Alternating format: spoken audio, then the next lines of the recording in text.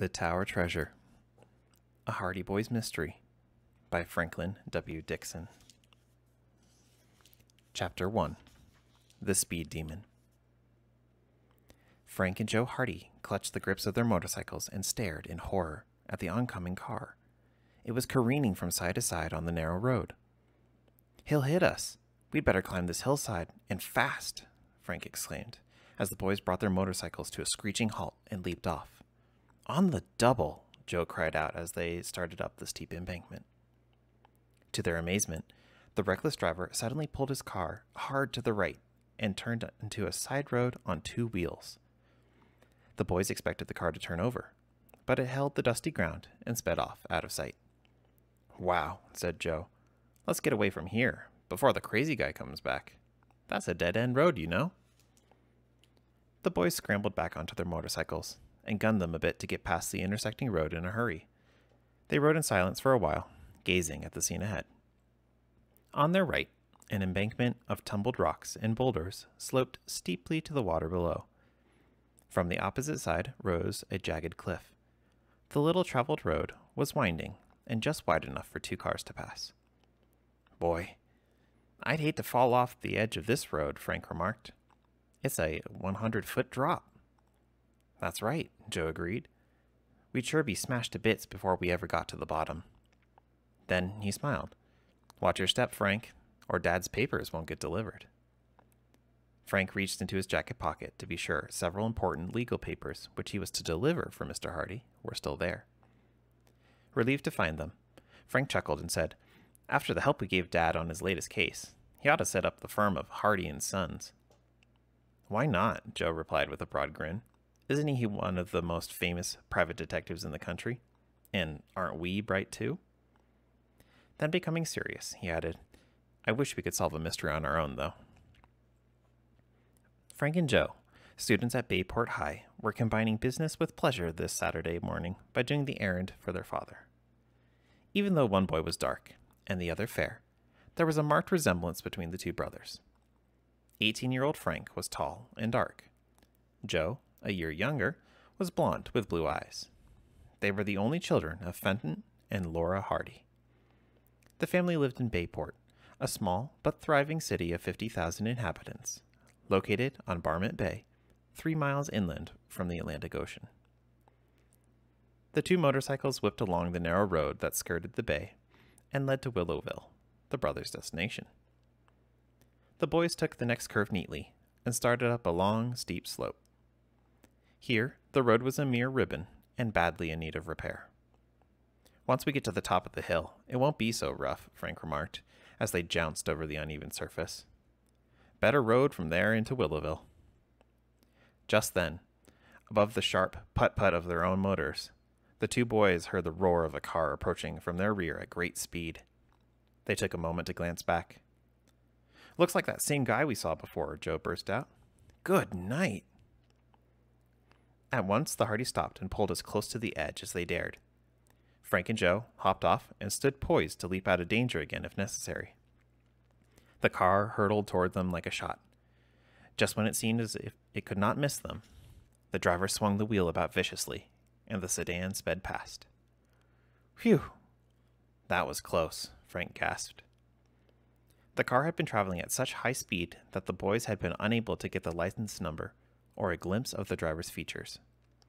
But they had noted that he was hatless and had a shock of red hair. "If I ever meet him again," Joe muttered, I'll... The boy was too excited to finish the threat. Frank relaxed. "He must be practicing for some kind of race," he remarked, as the dark blue sedan disappeared from sight around the curve ahead. The boys resumed their journey. By the time they rounded the curve, they could see Willowville in a valley along the bay beneath them. There was no trace of the rash motorist. "He's probably halfway across the state by this time," Joe remarked. "Unless he's in jail, or over a cliff," Frank added. The boys reached Willowville, and Frank delivered the legal papers to a lawyer while Joe guarded the motorcycles. When his brother returned, Joe suggested, "How about taking the other road back to Bayport? I don't crave going over that bumpy stretch again." "Suits me. We can stop off at Chet's. Chet Morton, who was a school chum of the Hardy Boys, lived on a farm about a mile out of Bayport. The pride of Chet's life was a bright yellow jalopy, which he had named Queen. He worked on it daily to soup up the engine. Frank and Joe retraced their trip for a few miles, then turned onto a country road which led to the main highway on which the Morton farm was situated. As they neared Chet's home, Frank suddenly brought his motorcycle to a stop and peered down into a clump of bushes in a deep ditch on the side of the road. "Joe, that crazy driver or somebody else had a crack up." Among the tall bushes was an overturned blue sedan. The car was a total wreck and lay wheels upward, a mass of tangled junk. "We better see if anyone's underneath," Joe cried out. The boys made their way down the culvert, their hearts pounding. What would they find? A close look into the sedan and in the immediate vicinity proved that there was no victim around. "Maybe this happened some time ago," said Joe. "And—" Frank stepped forward and laid his hand on the exposed engine. "Joe, it's still warm," he said. "The accident occurred a short while ago. Now I'm sure this is the red-haired driver's car." "But what about him?" Joe asked. "Is he alive? Did someone rescue him? Or what happened?" Frank shrugged. "One thing I can tell you, either he or someone else removed the license plates to avoid identification." The brothers were completely puzzled by the whole affair. Since their assistance was not needed at the spot, they climbed out of the culvert and back onto their motorcycles. Before long, they were in sight of the Mortons' home, a rambling old farmhouse with an apple orchard at the rear. When they drove up the lane, they saw Chet at the barnyard gate. "Hi, fella," Joe called. Chet hurried down the lane to meet them. He was a plump boy who loved to eat and was rarely without an apple or a pocket of cookies.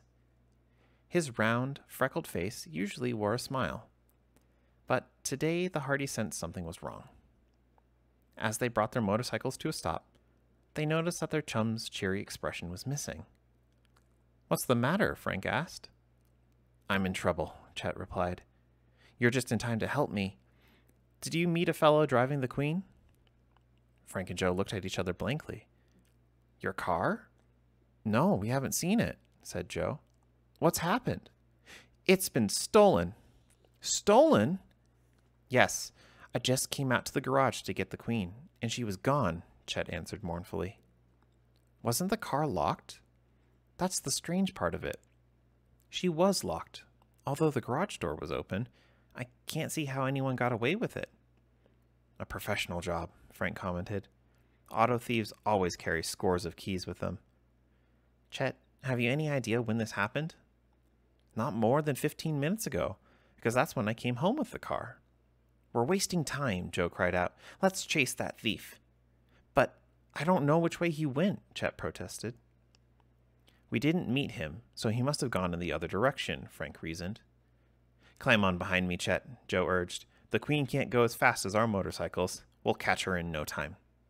"And there was only a little gas in my car anyway," Chet said excitedly as he swung himself onto Joe's motorcycle. "Maybe it is stalled by this time." In a few moments, the boys were tearing down the road in pursuit of the automobile thief.